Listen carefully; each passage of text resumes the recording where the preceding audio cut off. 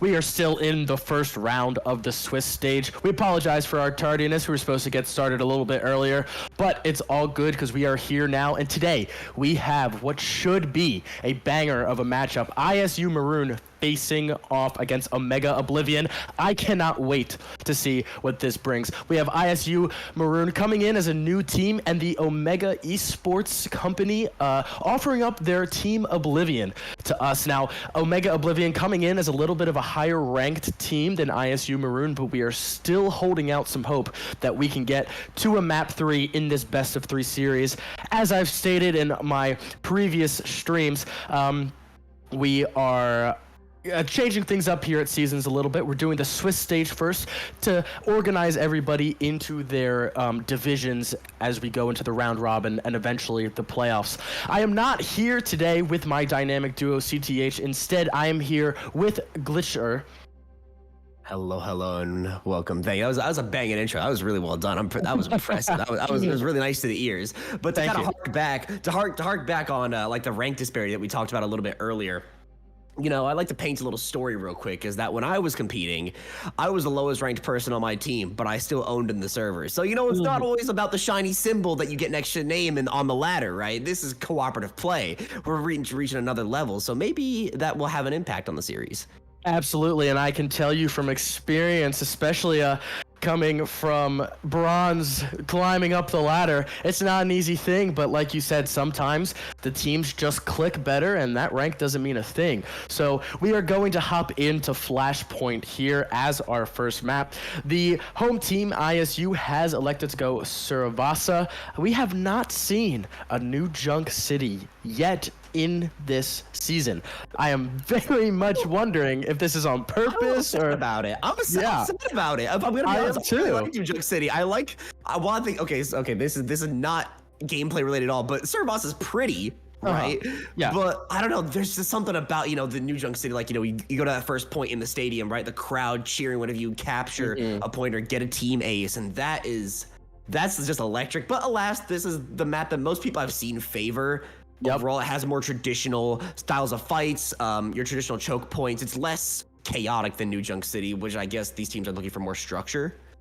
Absolutely. And now, kind of going into more of the gameplay thing, talking about comps, what do you think we're going to see comp-wise from these two teams? Because we've been seeing a whole bunch of different stuff from a whole lot of different teams. I mean, we've been seeing the gauntlet. We've been seeing so many different things, but I've noticed a constant generally in Flashpoint maps in general has been the Lucio, for the reasons of this map is so like this game mode, is so much higher paced. Absolutely. And you need that mobility that only Lucio offers you. Kiriko does with the rush, but you're not going to use that as a rotational piece most of the time. So I'm always expecting to see a Lucio, and your style of rush or brawl comp is really up to you, whether you want to go with the classic Rhine, you want to go with a newly formed Ramatra, or your kind of stab and poke lifesteal Junker Queen. I almost anticipate it will be a rush of some sort.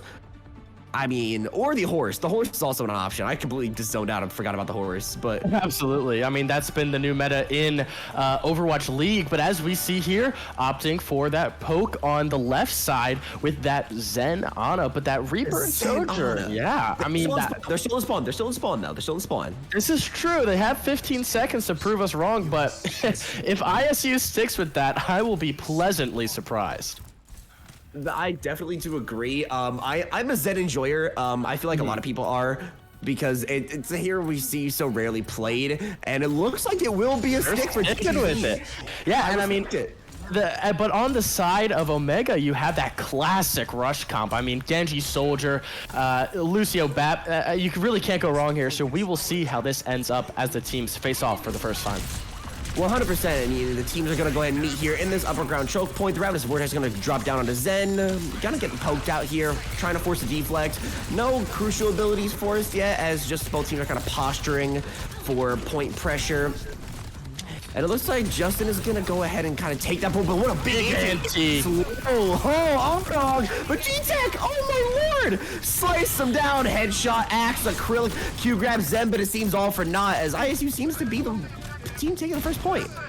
Absolutely. Well, actually, I think that's Omega. It's Oblivion. Yeah, it is Oblivion. Please forgive me. Oblivion taking the first point. But I mean, you saw that huge ante, but they just weren't able to capitalize on it. And I mean, that's just something that we've really seen when we have a little bit of a rank disparity. It's those teams that are capitalizing on the little things that allow them to go in and take the points and win those fights, especially, and like we said, such a fast-paced game mode as Flashpoint. 100%, and we do see a switch immediately off of the Zenyatta onto the Kiriko. Forgot to notate that earlier, but it's gonna allow for more heal output overall to try and maybe counteract the very bursty style of the Junker Queen. Genji, Zen gets brought down quite low, but is topped up from the Batiste. Yeah, I mean, Justinian got very low too. Huge ult coming in here from Acrylic. Yep, Visor pop, there's actually, oh, there it is, JPZ falls, and Acrylic running through the DPS stars of the show, 3 and 2 respectively for the hit, scan, and flex as they hold on to the point and are probably going to end up taking the first point. Yeah, I mean, with the speed of the counter here, you have to expect that ISU is not going to attempt to retake this, and they're just going to put their sights on the next point. Now, I'll be interested to see if Oblivion does stay on the point. Looks like they will for the remainder, just in case ISU decide they wanted to pull something funny. But this next point has been revealed, and they will race to the finish line. But it looks like, I don't know, we'll see who gets there first. ISU having that upper hand, it looks like they're going to be able to take a better position as they head into this face-off here on second point.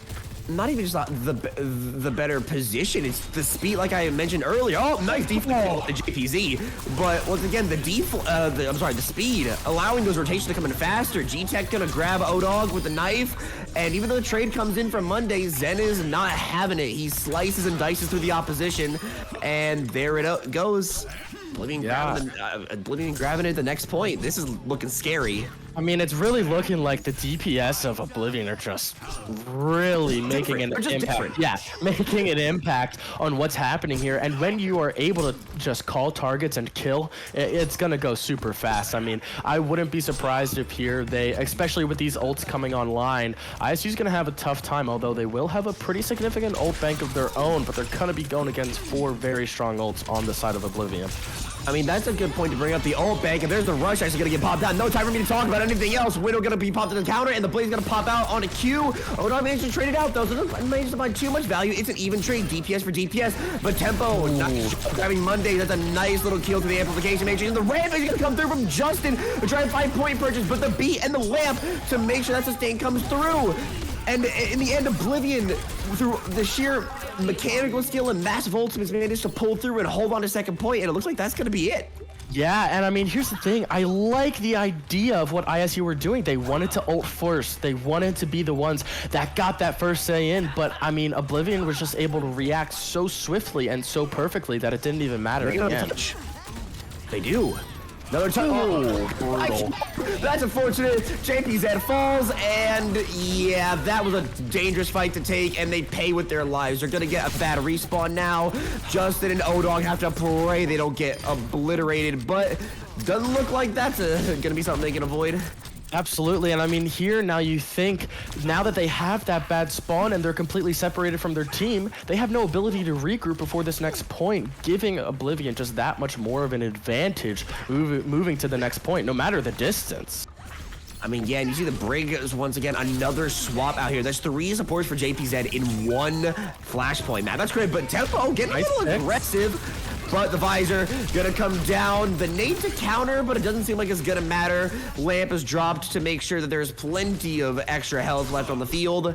And a little preamble fight for point D. And once again, Oblivion, that's 3 first caps in a row. I know, and it was interesting to see, like you said, it was a little bit of a pre-fight there. No one was really on point. It's almost like they were just fighting to get there at that point. Not even fighting for a cap or a flip. No, a little bit of a deathmatch moment there, a hard point Harry moment, if you will. Yeah. But right now, just once again, with so many swaps coming through, JVZ trying to build this rally. They do have other ults in the bank though. The Nano Jungle Queen is a possibility here, and I am expecting to see it, but Zen's gonna grab Mondays before they can even react. Another anti-nade, so much purple on the field. But Oblivion comes out on top as they're cleansed. Absolutely. I mean, it just really technical play. I feel like I'm watching that they're playing with such togetherness, especially in this kind of comp when you just kind of bombard people and drop on them. It's just very nice to see. Now, we will see a 5 ult bank on the side of ISU for this last fight territory, so we'll see what they can do here with that. They gotta go. I mean, look how fast this point takes. They have 5 seconds. I know, I feel like teams don't realize that. They're using control. They touch. Oh! Barely get it. Barely get it. The Xiao Yu used to engage. Nice goal. Fontaine, JPZ, oh no! The engage was so good, but then it crumbles under the mechanical pressure of Zen on the blade, and that is a 3-0 sweep on Servasha. Oblivion are here to play. And I mean, Oblivion right there, just that perfectly timed lamp on the side of Oblivion by Fontaine was just amazing. The ability of them to save that, and it was a really good engage. You saw that the ISU tank ult was just really solid, but they were able to deal with it, and in the end, it didn't even matter. Look at this play right here that we're watching, right? The lamp stays up, and he dashes in and out of it at just the opportune time, so he doesn't get ticked down below 50, and no one on ISU is able to eliminate it. I mean, there was so much technical play going on in that map. We didn't have time to break it down. I know. I mean, it just, like we said, just such a fast-paced game mode, and I love it. I absolutely love it. Like you said, it offers us that control of like capturing the points, but then you also have those very interesting fights in the beginning, when we're moving between the points. I just think it was a really well done thing, and I feel like people really underestimate this game mode because it offers a lot of exciting moments. It does offer a lot of exciting moments, and I know as we go ahead and I believe are in the middle of map transition, we can go ahead and kind of talk about, this game mode been met with a lot of scrutiny from, if you're one of those people and you visit the Reddit threads, yes. This has been viewed with a lot of scrutiny the same way that Push kind of was when it dropped, but honestly, this is the most Overwatch game mode I think I've ever seen produced. Yeah, exactly. I mean, you think about Overwatch and you think about that fast-paced gameplay. You think about a million things happening at once that just it comes a lot more naturally, I feel like, than some of these other game modes. And like you said, it is the most Overwatch feeling game mode that we've had in a while. I think that it is personally so much better than Push in so many different aspects. I think they just did it really right. So it's one of those things that I'm really happy to see done, and I'm really excited to see where it goes in the future. Yeah, 100%. I do agree. This, like a lot of new game modes, and as we see Coliseo get pulled up here for our second map type, the innovation on not necessarily Coliseo in particular, this map has always really been about the bridge control, but as we look at like Esperanza or New Queen Street, the rotational game on those maps in particular has always has been ever evolving. As we saw the drop of Kiriko, we saw the drop of Iari or Ilari, I don't know how to say it exactly. I just say Ilari.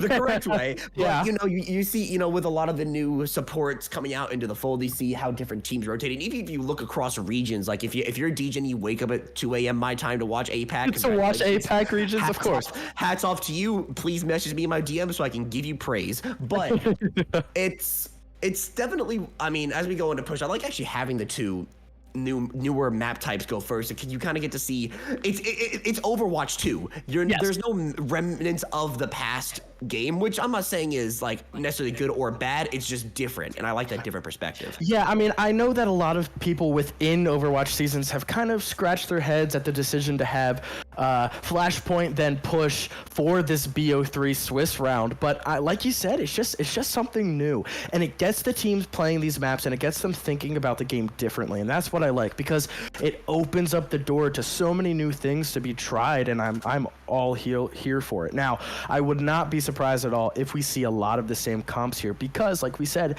these fast-paced game modes, they tend to lend themselves more towards that rush or that dive. So if we don't see some more JQ, hopefully we'll see something different. I would love to see some creative stuff here from either ISU or Oblivion, but that remains to be seen. Coliseo, like you said, those two bridges are really just the pinnacle of this map and a turning point. It's the end game. It's the end game almost. Yeah, because I know there's the Overwatch League statistic. It's like 70-some% of teams or 80-some% of teams that make it to the first checkpoint that make it to the first checkpoint first end up winning the match. You know, the one downside of push is that if you have a big enough lead, you're more than likely going to win. Yes. You feel like Sisyphus. You're pushing the boulder up the hill but can never get it up. Absolutely, and it's one of those things where it's like not impossible, and it's really, really amazing when we do see these teams come back and we do see them have these epic last-minute battles, but it doesn't happen that often. And we see as the comms get hover, we're getting a lot of similar hovers from what we saw in on Flashpoint, excuse me. But a lot of this game mode is what we're gonna pay attention to. It's not necessarily speed, is push and pull, pun intended, is how you're going to kind of control the macro game, and how you control your rotations are going to be the biggest thing, and how you set your DPS up for success. Absolutely. As we hop in here now, a little bit of a change though. Q going on that McCree. We'll see what they're able to do with that. I do like the Cowboy. I do like the Cowboy. I think the Cowboy in this little lane, especially when you're playing against the JQ, is powerful. The hindrance is absurd as a tool. So now as you look at these two comps, you like the chances of ISU here just because of that long range. Really, on the other side, you're really just looking at Acrylic and Cap Falcon, but on the other side, you think you have the long range of the Rem, you have the Cassidy, you have the Ana, you have all of that. So they really should be able to thrive here as long as they don't get caught out of place. 100%. And this is, you know, this first fight always the slow siege of the neutral game until someone gets an ultimate or a Hanzo logs somebody. That's essentially what we're in right now. Early lamp though gets dropped. That can have an impact here. Discord Orb also gonna have its effect, but Acrylic actually strikes first on a Q. And like we said, it's that long range that was just able to get them in. Monday's getting the kill back onto Acrylic, but still, that's gonna be Oblivion coming out on top as they just finish off O-Dog and Justinian might get out. Maybe. Oh no. No. The hope was there, but this team once again with the Lucio, like Tempo literally has it in his aim. He controls the tempo of this team. Absolutely. So many puns here. I'm having a great time. Yeah. But, like once again, you already see the amount of progress they made. They managed to get to the point to the bot first. And then also, look how far they are. They're already at bridge. They're under bridge. Oh, G-Tech almost got caught out there. Oh, could have been oh, big ante. Please be careful. This is looking powerful. And the Ramatra from the side of Justin has something to say, but Mondays and Qs are struggling for HP on the other side. The lamp goes down along with the amplification matrix as well as the rampage to force back ISU, and it appears to be working for casualties, and Q is on the run for his life, but gets taken an extended team kill. That's gonna be first checkpoint unlocked for Oblivion, and this is looking desperate and dire. It is, and the thing is, on the side of ISU, it just looks like they're not playing confidently enough in their comp, and this comp itself is just a little bizarre, if you ask me. It's greedy. It's greedy. It very much is. And then you look over to just a solid classic rush, JQ rush of Omega and Oblivion, and you're like, yeah, that makes sense. But then you look at a Zenana, and you're like, okay. Oh, early kill. I mean, Justin so far ahead, and that's the go button for the visor. The train's gonna get popped, but I'm not sure if it'll be able to heal through it, and no, it won't. The boot from Tempo, nice on a Monday to get him out of the Transcendence healing, and JPZ not able to escape with his life. Yeah, I mean, that was just very unfortunate, especially losing Justinian so early to no ults, just a complete dry kill. It's something that was really catastrophic, because now you look at Oblivion, they still have a beat and they still have a blade, which could go absolutely crazier. You gotta hope that Justinian can come up clutch with this. Oh.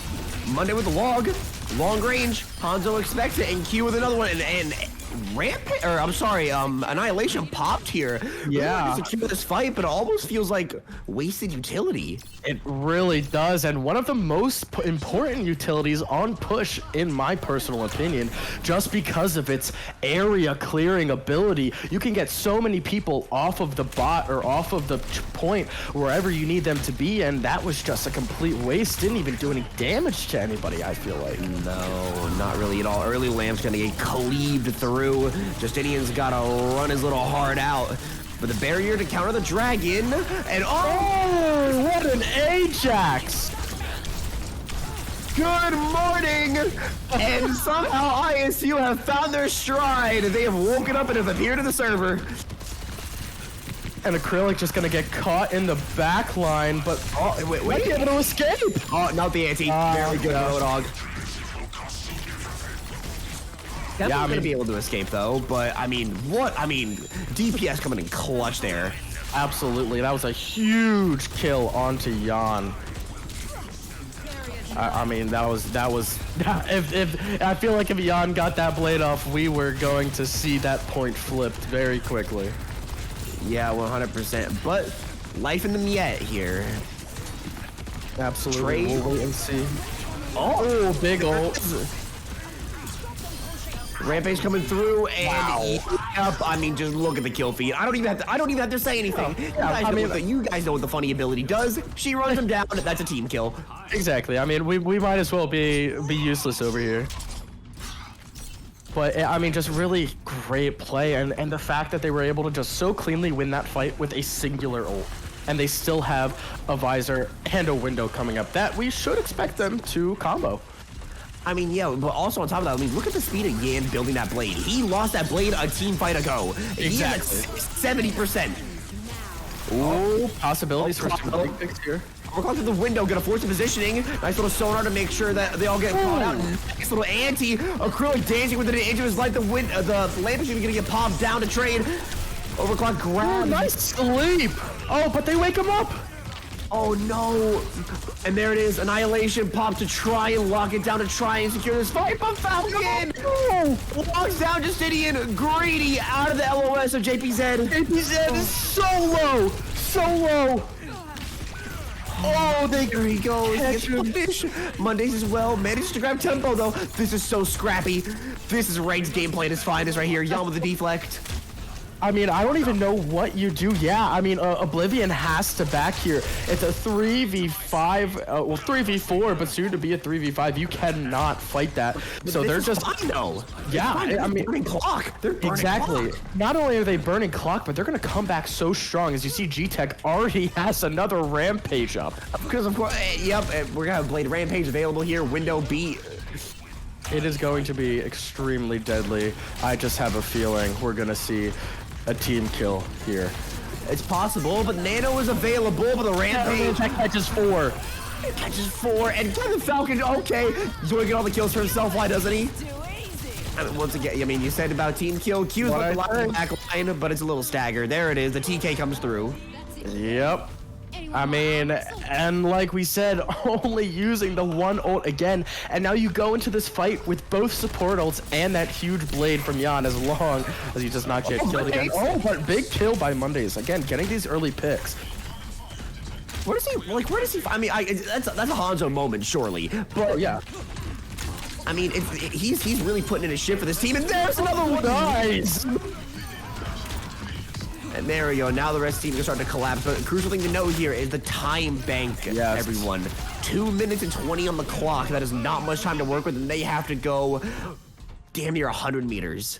And it's just very interesting. They're just getting really stuck on this corner of Coliseo, which is usually not where you see people get stuck. Usually you see them get stuck at the bottom or right after the checkpoint or on the first choke. But, you know, some things just don't work out. But, again, still have 3 ults in the bank. But was that a fat finger? Early lamp. I mean, that's almost a go button for Blade. I mean, it's available. Oh, not anymore. Oh my Mondays. This guy is pulling magic out of some dark closet. The barrier to counter, along with the window, the double portal, and G-Tech will befall the legendary Japanese assassin. Very interesting here as JPZ gets taken out. He does. Justin's gonna have to go in, but big nade. And the Annihilation popped as a counter. Doesn't manage to find any success. He's so weak. They're gonna have to take him out now if they want any hope. Oh, they do. These fights are so strange. I don't even know. I don't even know what to say. It's just so back and forth, but then at the same time, it's just so like. I feel like this is a complete departure. Again. It's a complete departure from what we saw on Flashpoint, but it still does show Oblivion in control. I mean, they are in control just because of the distance they have, right? I feel like they're almost losing their grip just because the ult bank they have. And Jan pulled his blade at this point. He's attempted 4 times, and 4 times he's been executed on the entry. Gosh, I mean, at least he didn't lose it this time, but this is just so back and forth. I don't know what to make of it. I mean, I don't either. Like, look at ISU, by the way. They're building up to their ults here. A Dragon Force positioning, overclock as well. The Nano, they wanted to play it on the Justin, but no, they gonna have to be a 75-meter overtime push. Oh, but the better ultimates, the better utility, the time bank deteriorates. Yan and G-Tech shut that down, and Oblivion win a clean, well, I lied, a dirty 2-0. Yeah, I was gonna say that approach was a little interesting. I know, how dare I lie on broadcast? I apologize, everybody. But I mean, just really good stuff coming from both sides. Monday's really outstanding on that map. But I think overall, think overall, Jan had an amazing performance on Genji. Look at this. Yeah, crazy stuff.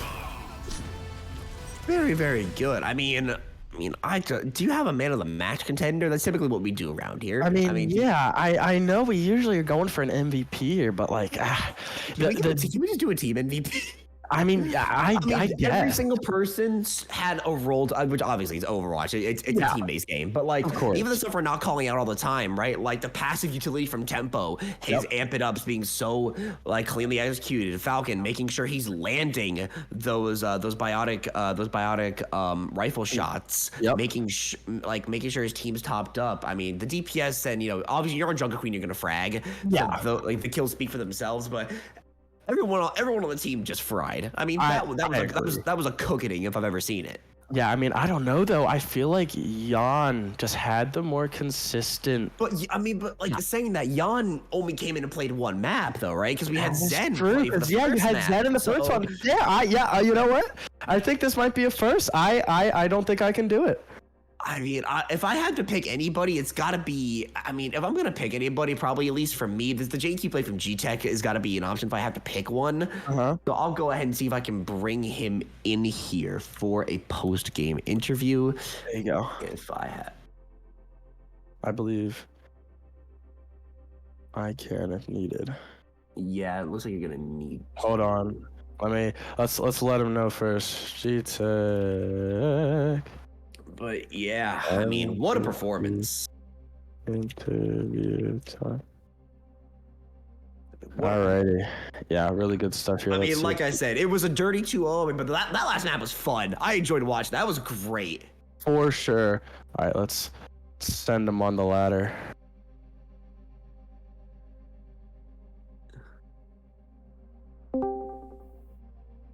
G-Tech, welcome, congratulations. It was a very tough choice for us. Your whole team played incredibly well, so congratulations on your win, and congratulations on some wonderful JQ gameplay. I mean, some of those ults were just massive. Now, I really want to talk to you about what happened on Coliseo. That felt really back and forth. So what was going on in your guys' comms there? How was that match for you guys? There was a slight little bit of positional trolling. Just some of us getting a little too greedy with our position, getting first picked. They got some really nice shots on us in a lot of pre-fights, so we had to give up a lot of space to just sort of regroup after losing one. Absolutely. I mean, we were reacting as Monday was just kind of catching your DPS left and right. Now, going back to kind of what we said, how your team just played really well overall. Like, having Zen and Jan, I could have sworn they were the same people because they were just both so strong on Genji. So how do you guys use your strength of roster to your advantage? It's pretty much just sort of like a playstyle preference. We have a couple players who are really good at playing like the more slow patient comps, like the Orisa comp, and some players who are a bit better in faster comps. We're still trying to work out who fits where, because we've gotten a couple new players recently, and we're still scouting a couple more. So it's just a matter of testing out playstyles and see who fits where. Awesome. Well, thank you very, very much. And again, congratulations. And we look forward to seeing Omega do very well throughout the season. So congratulations. Thank you. No problem. Well, you heard it there. I mean, it doesn't really get much better than that when they say they're still trying new things out, and that's what we have. That's the openness, right? Like that's one of those more candid where he's like, yeah, well, we're still like trialing people. Like maybe they haven't even found their permanent DPS pick, which is wild. Wild, absolutely wild. But anyway, we would like to thank you all for joining us again. Overwatch Seasons 4. This was the Swiss first round. We will be back with more streams, so don't go too far. We will see you guys later.